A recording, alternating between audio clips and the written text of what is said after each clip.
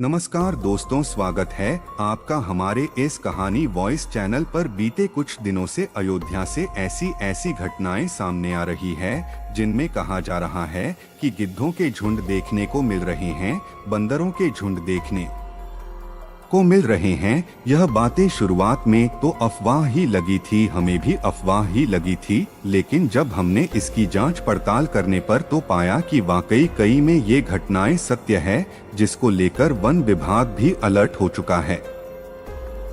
इन सब घटनाओं के पीछे आखिर कारण क्या है, यह तो हम नहीं जानते। कहा जा रहा है कि जीवित रूप में भगवान स्वयं आ रहे हैं। वहीं कुछ लोग ऐसे हैं जो यह भी कह रहे हैं कि जो गिद्ध का अयोध्या में आना अपशकुन हो सकता है, क्योंकि हम सभी जानते हैं कि भारत के अलावा पाकिस्तान जैसे देशों में राम मंदिर के खिलाफ साजिश भी रची जा रही है। ऐसे में इन खबरों को भी नकार देना कि यह सगुन नहीं है, यह भी सही नहीं होगा। अब जब बात हो रही है कि जीवित रूप में देवता अयोध्या आ रहे हैं, तो इसमें एक और घटना का नाम जुड़ जाता है जो अपने आप में अद्वितीय है, और आपने इस घटना के बारे में विस्तृत रूप से नहीं सुना होगा। क्या आप जानते हैं कि एक बार बजरंगबली स्वयं अयोध्या में प्रकट हो गए थे, और तब अयोध्या और भारत में ही नहीं बल्कि पूरी दुनिया में इस घटना की चर्चा हुई थी। यह अपने आप में अद्वितीय घटना है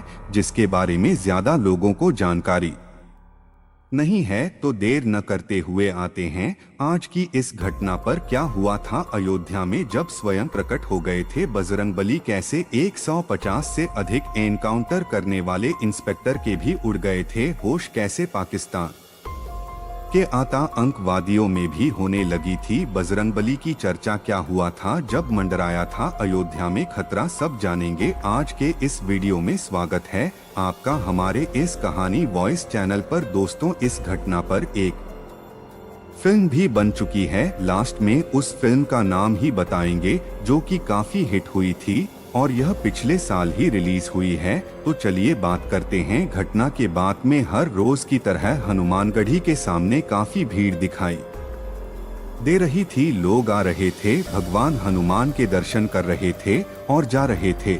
लेकिन तभी हनुमानगढ़ी वाली गली में एक जीप पुलिस को खड़ी हुई मिलती है।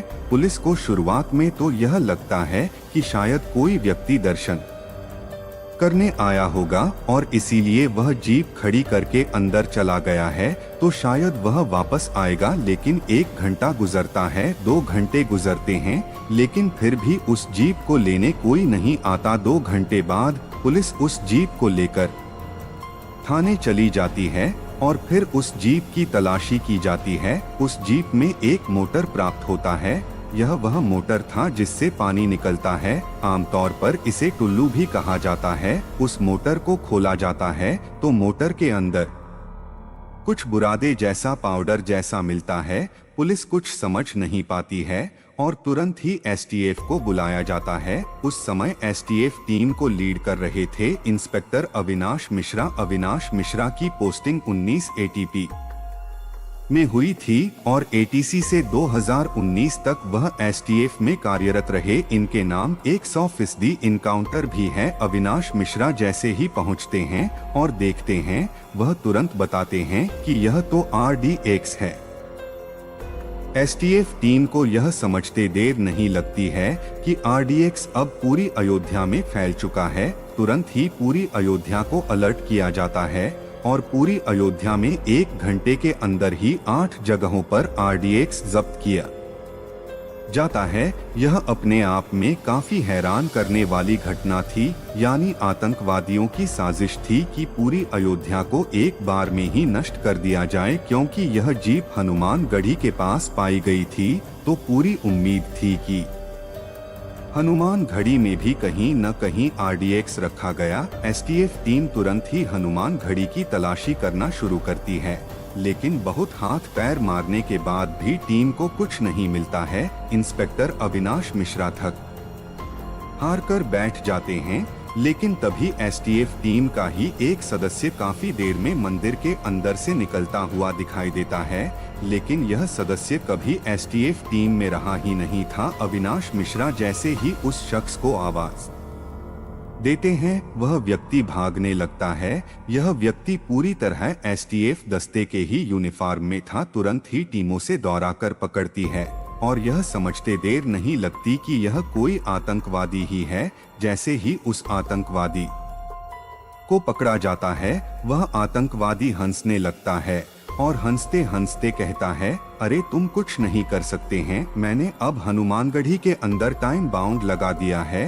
और घड़ी देखते हुए वह कहता है, अब तो सिर्फ 1 मिनट बचे हैं, जाओ जो करना है कर दो। तुरंत इंस्पेक्टर अविनाश मिश्रा हनुमानगढ़ी के अंदर की तरफ भागते हैं। एसटीएफ टीम ने हनुमानगढ़ी का कोना कोना छान मारा, लेकिन कुछ भी नहीं मिला। अब मुश्किल से 20 से 30 सेकंड का वक्त बचा होगा। तब टीम को लीड कर रहे इंस्पेक्टर अविनाश मिश्रा की नजर एक बंदर पर पड़ती है। वह बंदर वाटर कूलर पर बैठा हुआ तारों को काट रहा था। इंस्पेक्टर अविनाश मिश्रा को शक हुआ कि इस वाटर कूलर में कुछ हो सकता है और वह चाहते थे कि बंदर इन तारों को छोड़ दें तो जाकर वह वहां पर चेक करें। उन्होंने आनन फानन में पास में खड़े हुए व्यक्ति का प्रसाद उस बंदर की तरफ फेंका, लेकिन बंदर ने प्रसाद नहीं लिया और बंदर वहां से भाग जाता है। तुरंत इंस्पेक्टर अविनाश मिश्रा साथ में खड़े बम निरोधक दस्ते को वाटर कूलर के पास जाने के लिए कहते हैं और जैसे ही वह शख्स वाटर कूलर के पास पहुंचता है, वह जोर से चीखता है और इस चीख से वहां पर खड़े सभी व्यक्तियों का ध्यान उस वाटर कूलर पर चला जाता है। वह शख्स जोर से चिल्लाकर कहता है, अरे यह तो टाइम बॉम्ब है।